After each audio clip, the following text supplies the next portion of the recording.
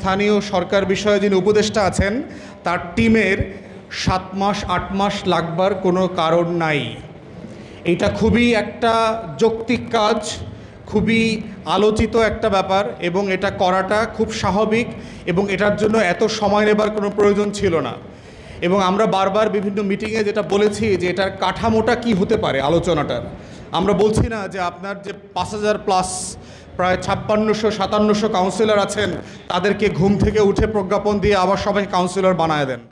আমরা এখানে নীতিমালা প্রস্তাব করেছি যে জনগণের ভোগান্তি কিভাবে হচ্ছে বিভিন্ন এলাকাগুলোতে এবং সেটাকে অ্যাড্রেস করবার জন্য সরকার কিভাবে একটা উপকমিটি করে এই সমস্যাগুলোকে অ্যাড্রেস করতে পারে।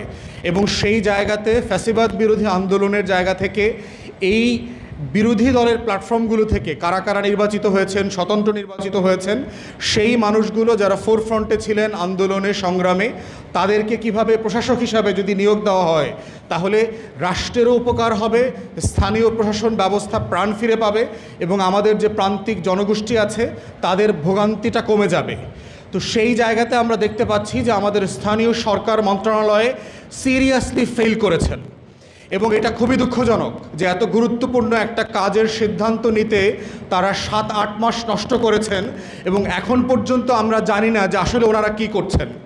হুট করে আমরা দেখতে পাচ্ছি মামলা করে একজন মেয়র হয়ে যাচ্ছেন, হুট করে আমরা দেখতে পেলাম ঢাকা মহানগরী উত্তরে একজনকে আপনারা প্রশাসক দিয়েছেন, কোনো আপত্তি নাই, ভালো কাজ করেছেন, ভালো লোক দিয়েছেন, কিন্তু কিসের ভিত্তিতে দিলেন, কী নীতিমালার উপরে ভিত্তি করে দিলেন? একটা রাষ্ট্র তো আমার ইচ্ছা অনিচ্ছার বিষয় হতে পারে না যে আমার মনে চাইলেও আমি দিলাম, মনে চাইলাম না দিলাম না, এটার নাম তো রাষ্ট্র না। রাষ্ট্রকে যখন কোনো কাজ করতে হবে তাকে একটা বিধিমালা তৈরি করতে হবে, একটা রুলস অফ বিজনেস তৈরি করতে হবে যে আমি কিসের ভিত্তিতে টোটাল স্থানীয় নির্বাচিত প্রতিনিধি সকল যারা ছিলেন আওয়ামী আমলে সবাইকে বাদ দিলাম, আবার কিসের ভিত্তিতে কাউকে কাউকে কোর্টের উপরে বন্দুক রেখে আবার পুনর্বহাল করছি, আবার যারা ন্যায্যতার ভিত্তিতে পেতে পারেন তাদেরকে আবার দিচ্ছি না। তাহলে এই যে অসংলগ্নতা আছে, আমরা বারবার দাবি করেছি যে অন্তর্বর্তীকালীন সরকারকে যে জনদাবিকে মাথায় রেখে, জনগণকে মাথায় রেখে যেই বাংলাদেশ 2 রূপকল্পের জন্য আমরা লড়াই করেছি, দায় এবং দরদের রাজনীতিকে মাথায় রেখে সেই জায়গাটা বিবেচনা করে কমিটি করা এবং বিধিমালা তৈরি করে ইমিডিয়েটলি যাচাই বাছাই সাপেক্ষে এই কাজগুলো করা।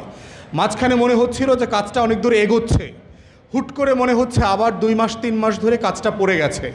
তো এই জায়গাতে মনে হচ্ছে যে সরকার প্রচণ্ড দোদুল্যমান অবস্থায় আছে। রাষ্ট্র চালাইতে হইলে উপদেষ্টা মণ্ডলীকে টাফ হইতে হবে, এটা মাথায় রাখবেন। রাষ্ট্র কিন্তু মামু বাড়ির আম বানানি খাওয়ার মতো কোনো অবস্থা না, রাষ্ট্র হচ্ছে টাফ হওয়ার বিষয়।